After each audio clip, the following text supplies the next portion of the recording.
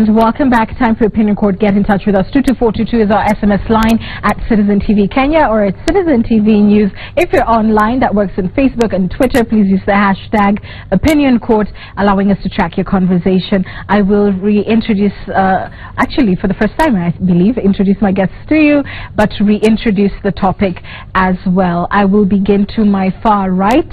Edward Kisiangani is our resident political analyst. Next to him is Balambala MP Abdikadir Aden, who is representing a bipartisan caucus in Parliament that is trying to find a way out of the IEBC and electoral reform stalemate. To my immediate left is Homa Bay MP Peter Kaluma, who is a member of the Justice and Legal Affairs Committee in Parliament. However, he is not supporting an initiative through that committee, but instead representing ODM's position that a mediation, high-level mediation panel should be formed between CORD and Jubilee. And next to him is Kimani wa Ichung'wa, who is a Kikuyu MP representing Jubilee's position that any talks should go through the Parliament's Legal Affairs Committee. So, gentlemen, those are a lot of positions and they may be a little confusing. So I want to start with very quick clarifications as to why you are holding the positions that you do, and whether at all now for the second or third time any one of these positions can bear fruit. So, Kimani, let me start with you. To the extent that Raila Odinga has today claimed that President Uhuru Kenyatta backtracked on an agreement, a gentleman's agreement that was reached at State House 2 days ago, that agreed to form 2 committees that would sit down and thrash this matter out. Is that in fact the position? I think, and to set the record straight first, I think that's a blatant lie from Raila Odinga, and he himself knows that. If Raila, for heaven's sake, wants to be spokesman to President Uhuru Kenyatta, he can look for that job. President Uhuru Kenyatta does have an official spokesperson who expressed himself yesterday on what that meeting was all about. And I think when the president invited him, was not inviting him on the basis of any talks to do with IEBC, was inviting him for the luncheon with visiting head of state, out of respect to him as leader of the opposition and his coalition partner. And it was in that meeting, I'm told by the spokesperson, because I sought that clarification yesterday when I heard him say that there was never such an agreement, that was indeed reminded of an invitation that had been sent to his office on the 20th or the 20th and received in his office on the 21st to attend the Madaraka Day celebrations. So I look at... So you're saying Raila just pulled this out of nowhere? Why would he put himself Odinga, I told you, in a position for such embarrassment? It is a blatant lie, just like he's telling blatant lies to Kenyans, because nobody ever told him that we were to form any caucuses or any groups to mediate, and I think he took it upon himself to come out and lie to Kenyans. If indeed, and you know, any time the president does meet anybody in State House on whatever agenda, there will be an official statement released by the office of the presidential spokesperson, Mr. Manoa Esipisu, and you would have expected, if there was anything that came out of that meeting, it was Manoa Esipisu, not Raila Odinga, to release that statement. Therefore, one, it's a lie. 2, I listened to Raila Odinga in Mombasa last week, and the governor from Mombasa say that they do not want to go the parliamentary route because there are those of us, and I heard Joho say, I am not in parliament myself as a governor, therefore we want a situation where we can all be represented. Then yesterday, only yesterday, I think 3 days after, I heard Raila Odinga speaking from Uhuru Park saying that tomorrow we are naming our group of 5 eminent leaders, and in fact they will all be members of parliament. And I asked myself, what happened to the lie? They were telling Kenyans that we cannot go to parliament because we want other sectors to be represented. I did not see in that CORD team any member from the religious groups or civil society or any other sector. Okay, but finally, as I finish with you and move on, what specific leverage does the Justice and Legal Affairs Committee have to be able to end this stalemate? Because this is the position Jubilee has insisted on, which even in the pause of hostilities, if you like, still hadn't yielded any fruit. So why are you so convinced that this is the mechanism that can actually work? I think what convinces those of us in Jubilee, and not just those of us in Jubilee, it's a majority of Kenyans who believe in the rule of law, who believe in constitutionality, is that this is the only right way because it is the constitutional route to take. And that is what we agreed as Kenyans way back in 2010 when we came together to enact a new constitution, that we want to resolve all the differences that we have in this nation through a constitutional process and constitutional mechanisms. And those were clearly created in this new constitution which we enacted in 2010. Okay. Among the people who are pushing the constitution, and don't forget, Raila Odinga was in the forefront. And when we insist on that constitutional process, it's because we know it is the right thing to do. I have heard them say that we want a bipartisan approach, we want what they call the Serena sort of national accord system, but we must remind Kenyans the genesis of the Serena Accord was the post-election violence. If they want to take this country down that violence route again, to justify that, and I think the past events have that's pushing clearly justified that. Kimani, but your point is made. Let me bring in Peter, because this is where it gets interesting. You are actually, in fact, a member of this Justice and Legal Affairs Committee that Jubilee is insisting should be spearheading the process. In fact, you had gone even a step further, proposed, I believe, a 5-member team, an expert team that would also nominate the new IEBC commissioners, but you've abandoned that position. You no longer think that this committee can work, and you believe that mediation should grow through the sort of team that ODM CORD rather has announced today. Why is that? Why did you shift position? And before I answer you, let me say something about what my brother Ichung'wa has said. You know, when you listen to my brother, you get to appreciate that we really need to talk as a people. First, he tells you he was not at State House, but he knows for certain what was discussed. I mean, this is what we don't want as leaders. When leaders talk, let us defer to them. Let me respect, President Uhuru Kenyatta, because he's the president of Kenya. Let him defer to Raila Odinga as a leader of this country. And I think there is no way we can take that. But I think it is the importance of talking. We seriously need to talk so that we can know how to talk about, the people who lead this country. And now the Justice and Legal Affairs Committee has been meeting, and let me correct, to put it straight to the nation, that there is no time I've gone back. There is no time I supported what is happening in Justice and Legal Affairs Committee. But you did put a proposal there. Our people have been told that the Justice and Legal Affairs Committee is doing something around, this IEBC issue. The fact of the matter is that what we've been discussing as the Justice and Legal Affairs Committee is a proposal by Honorable Chepkonga. And if I were to be straight with the nation, slightly dishonest. I'm not dishonest. If you remember, there have been 3 proposals before Justice and Legal Affairs. Yes. One your very own that suggested that, perhaps 4, that suggested that LSK should also be part of the. I will explain both of them. I'm saying Chepkonga presented a draft.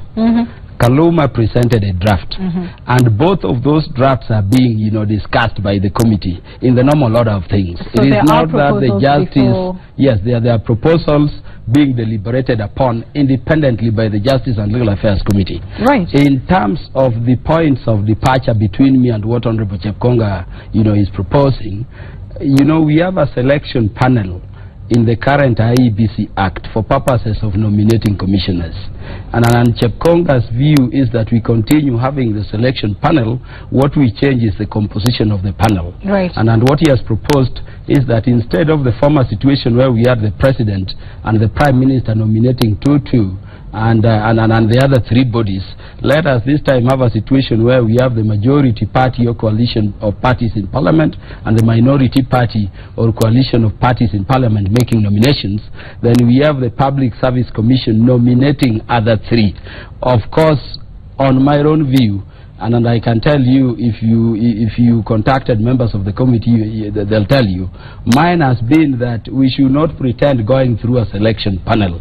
We need a straight system where we give the competing sides of government a chance to nominate people directly into the commission, and these people are approved by Parliament, appointed by the President. But even that position you're now abandoning and supporting this panel that has been formed by CORD, correct? We have not abandoned the position. What I'm saying is that we are for the way CORD is proposing of reaching our position.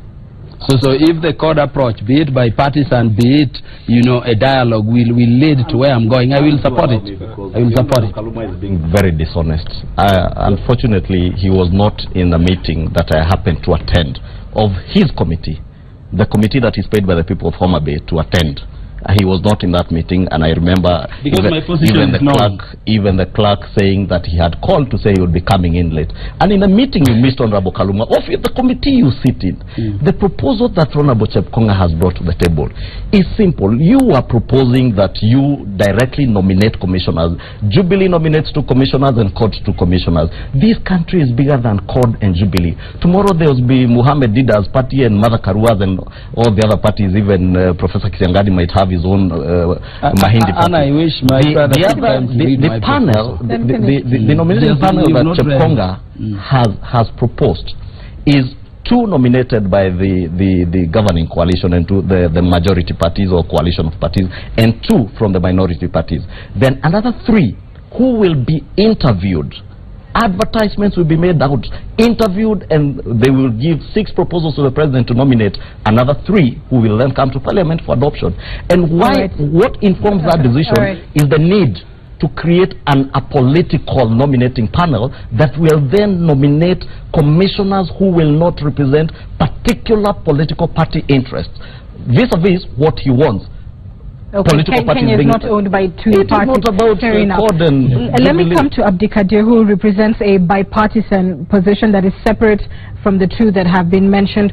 Why do you think your initiative is the one that can work?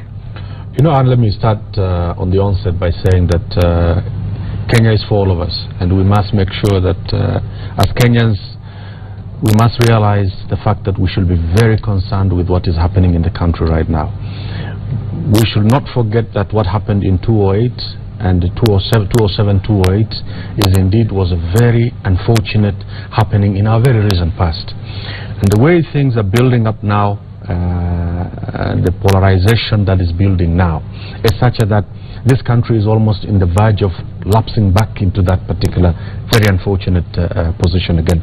So we came together as a group of members of parliament who sat back and just had a fair, or what we can say, a bipartisan look at this whole thing. It started from a conversation of very limited number, but today, as we stand today, where the number is in excess of 120, with the initial 52 and another more 60 now joining in. What is our view? Our view is saying, look, we have a problem at hand. But the headline positions that we see here now are not going to give us the desired results. So as a nation, we must really come together and sit down and talk to each other. This is the beginning or the genesis of our line of thinking. I think as a broad principle, everybody embraces, you know, bipartisanship as a way to move critical things forward. But there is the concern that you do not have the blessings of your respective party leaders, and that whatever you may come up with, or proposals you come up with, will not see the light of day. Now that is where we come in now, and we are starting engagements with the various party, the leadership of the various political affiliations. We're talking to them and saying that, look, each and every one of you must soften your stand on this particular issue.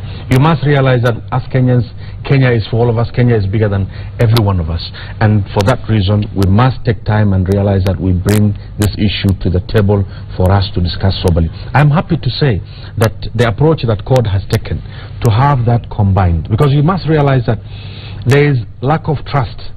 CORD says that, look, the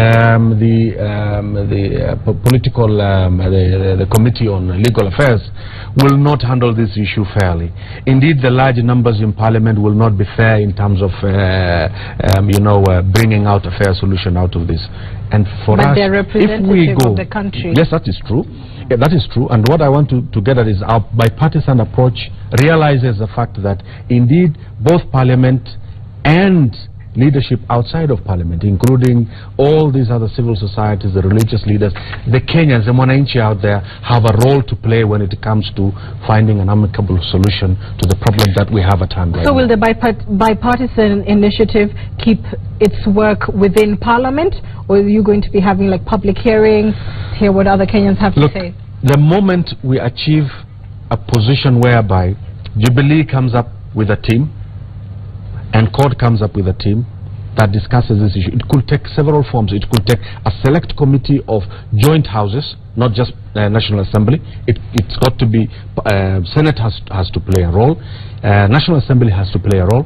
That select committee will now take the position out there and go and engage the stakeholders out there. The moment that happens, really that is our goal.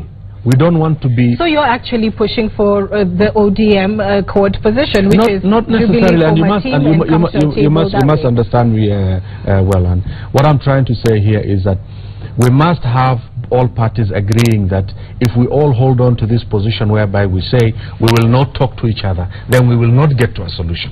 So let's form a forum that we are able to talk to each other. So let me get this straight. Yeah. The hardline position that you want dropped on the Jubilee side will be the fact that we are not forming a selection team, correct? Yes, let me say we are not going to dialogue. So that's you the are headline in fact position then that we must step down. No, and on the other side for court as well, what we are saying is that we must realize that Parliament has a role to play. When it comes to this process, we cannot just ignore Parliament. We must bring the two together. We must harmonize within a parliamentary solution. Correct. Okay, so Prof, when you listen to those three views, does any stand out to you as the most sensible one that could actually yield fruit this time round?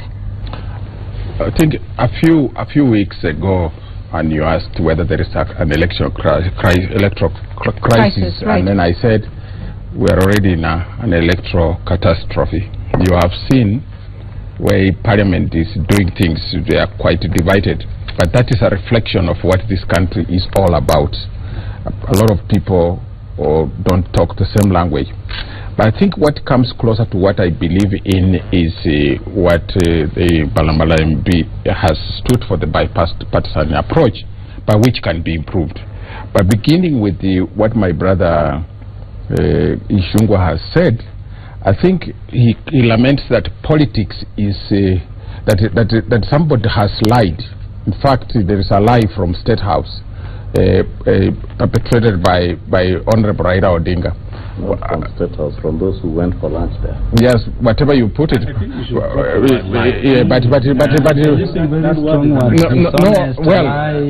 is those hardline positions that we're talking about now. Use a better word. Let me say this. Help this situation. Let me say this. What is politics? It is a lie. So there is no lamentation, and don't also inject so much morality. This politics, the history of what we need is more morality. Yes, but we are fighting for morality, but the struggle for fairness in these Western political systems has been the struggle to bring morality, and it has never happened. So we are still struggling, and we hope our young kids will also struggle. But what I want to say is this. If indeed what is coming out of State House is not true, then Raila Odinga pulled a political masterstroke on Uhuru Kenyatta. The reason is this, that the timing was right. Uhuru Kenyatta would not have called Raila to remind him, let's go to Nakuru. And Uhuru Kenyatta would not have just called him for a meal. If that's what he did, the timing was wrong. And Uhuru Kenyatta should sack his political advisors, because Raila Odinga has pulled a masterstroke. Why? Because the president now looks like he's the one backtracking? Yes, because the guy, he used the moment very well. He used the moment very well to, even if he's lying, assuming that he's lying, he used the moment very well.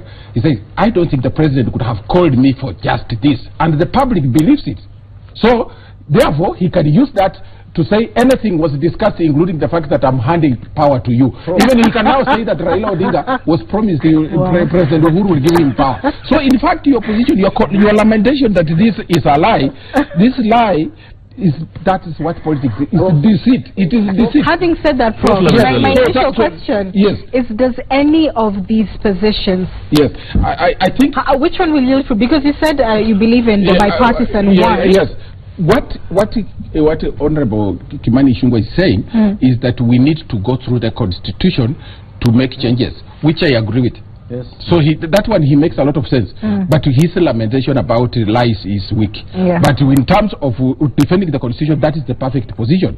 Everything we shall do, even if we meet outside parliament, we have to respect the constitution. Now, but when my brother Peter Kaluma says, you know, he has a proposal which I have read, and it quotes extensively from the United States, what you call the Electoral Commission of the United States. You know, the assumption from what Peter Kaluma is saying about a minority party nominating one woman and one man is this, that there are permanent political parties in Kenya like the ones you have in the United States, where you have Democrats and Republicans. In Kenya, there might be no Jubilee next year. There might also be no code next year. Now, in the event that they are not there, and Musalia Mudavadi comes up, or Peter Kaluma comes up with a different dispensation, what will happen with the electoral the nominees that you have made? So let me finish, because I'm doing my rounds. You are my patient now, so I'm doing my best, because you are from an institution which is unable to fix anything. So you are my patient. Who's most sick on the table? The most sick one. I'm happy Parliament is entirely sick. Yes, the Parliament is sick, but you are also sick. Very sick. I'm a member of Parliament. Yeah, Prof, let me just say this. Not to cut you short, but because you just but Kimani is let him finish. But for my brother who is talking about bipartisan approach, that has been my position. Parliament should never be allowed to fix this problem. Because in the first place, this problem has been created by Parliament. If you look at the situation, how we ended up nominating these guys who we are now rejecting, it was an act of political leadership. So today, my brother is talking about a bipartisan approach. There is no need for select committees like the one I saw. And if you look at the membership of the people that I saw nominated by code, I said, oh, suppose they become president of Kenya. Wonderful. You can even imagine who will be the minister, and you can imagine they have not moved. Because of them. You look at the membership of that team, it doesn't inspire hope in the young people of this country. Wow. Yes, and so I am saying that his approach will be good, because it will include other people, including the brothers of Kimani Ichung'wa, who are not in Parliament, the church, the trade unions. We have an idea, the academy. We want to say something about how you can reform the Electoral Commission. But if we leave it to these two political outfits, which will be dead in a few years, no. Okay, gentlemen, we're running out of time, but either way, an ultimatum has been issued that if Jubilee does not name its team Monday, back to the streets. Does any one of you, with the different initiatives that you support a position where Kenyans should go back on the streets? Let me say this, Anne, on the question of people going back to the streets. And I want to begin from what Prof said, that we are in this situation because of political leadership. And indeed, we're in this situation because of political leadership, of things that were negotiated and done outside Parliament here at Serena. And that is the same roadmap that CORD is demanding that we take today. And I want to tell you, the issue of going back to the streets or not on Monday, really, whether you are to negotiate, whether you are to invite people for another lunch or dinner or breakfast, the CORD coalition has one singular purpose with this issue. This thing has got nothing to do with IEBC, I will tell you. This thing has got everything to do with creating anarchy in this country, to create a situation as was in 2007, 2008, with one sole purpose of trying to create a situation where you will say now this country has become ungovernable. We cannot hold an election in August of 2017. Remember what the Kriegler Commission told us, that we cannot even imagine that we can change an electoral commission 2 years before a general election. CORD will use that. If you even put a new commission today and put even Mrs. Kaluma and Mrs. Abdikadir and Mrs. someone else as the commissioners, they will not be satisfied with that. Mrs. Kisiangani and Mrs. Kimani Ichung'wa, they will never be satisfied with that. The only thing they'll be satisfied with is to tell you, now we are in this position, we cannot go into an election unprepared. What we do, they have been telling you about an all-inclusive government. Let us form a caretaker government, all-inclusive, and the only purpose they're driving to this is because they know 2017 they have already lost the election. Let me put it to the two CORD members here. You know, everybody believed that the Uhuru Park meeting should largely have been peaceful. I mean, it was okayed after this whole back and forth. But at the end of the day, there were 11 suspects arrested carrying crude weapons, machetes, etc. And this is always the fear. And frankly, a legitimate one, if one was to go by those arrests, that these rallies constantly must end up or degenerate into some form of violence. And so whereas people may want to advocate for people power, they say at the end of the day there will be some sort of violence. Court is not able to separate itself or its followers from that sort of tag. What do you think the issue is? Some of the photos people looting, whatever you're showing, I can't authenticate nor show. It's not for the benefit of my audience. Yes, certainly. Yes, you know, and personally, I'm very happy that it is said some people were arrested. Every time we go to demonstrate, we are exercising a constitutional right. And of course, you remember for the rally in particular, there were threats by some Jubilee MPs that they would be there, either by themselves or through people. So what we want is a prosecutorial process who would confirm at whose behest those people were there. And we want them to be dealt with. Every time we are on the streets, people come from all over, you know, pretending to be with us, but doing very crazy things, and we want them to be dealt with. We've always said, you know, consistently, and Aden will tell you, that anybody engaging in a criminality during the exercise of our right to demonstrate does not belong to court, and I can tell you, they never belong to us. They never belong to us. Let me say, do you support the protest Monday? And let me tell you, I think we have an opportunity as a nation today to avert that protest, that Monday happening. This is the opportunity before us. Let me be honest, the moment Kenyans saw the 411 message that said that, President Uhuru has invited the Right Honorable Prime Minister to State House a few days ago, really there was a feeling of happiness across the country. Let me just be honest on this issue. Why? Because it will only take the positive engagement of the top leadership, and things will change. We will never hear of Monday's protests. CORD has already done a step. What we, the bipartisan thinkers, believe and say is that we expect a reciprocation from the other side, from the Jubilee side, to take this opportunity. Whether what Mheshimiwa Kimani Ichung'wa is saying or not is true or not, this opportunity must be seized on. This opportunity must be used for a process to kickstart for Kenyans to dialogue as opposed to this negative. So it's your hope no protest on Monday. You don't support that. Prof, finally? The protest on Monday is still constitutional, but it should not be based on an ultimatum. An ultimatum given to the president, because the president is a small part of the constitution-making process in this country. So there are other actors, and it shouldn't be based on that. The other thing that should be done is that even if it goes on, members of parliament should now start engaging more people outside parliament so that we all work together towards a solution. But if it is going to be confined to parliament, I think, especially my friend from the MP for Kikuyu, I think you should propose to God that tomorrow disband your little team, the 5 people, but we now want more people. No team of 5. No, they have the 5 team. God has a 5-team member. Then you say, you come in with more people from the trade union group and the churches to say, if we want to discuss anything about Kenya, it goes beyond parliament. Okay. There's a notion that I want to disabuse, that the parliamentary process excludes other players. In fact, the Chepkoma committee that my good friend Kaluma sits in, from next Friday, we'll be taking in petition, memoranda, and listening, doing what is called public participation. And because of the sensitive nature of this matter, they've actually made a decision from the meeting that the Honorable Kaluma missed on Tuesday to actually make effort and go to all the 47 counties. And on the last day of that public participation exercise, they will even pitch tents at Uhuru Park to allow those others who may even have not had no chance. Parliament is part of the solution, but it should never be entrusted with directly or through your elected representatives. Allow your elected representatives to do the work that you pay them for. But also public participation. I want to thank you all for representing your different views, and also to say that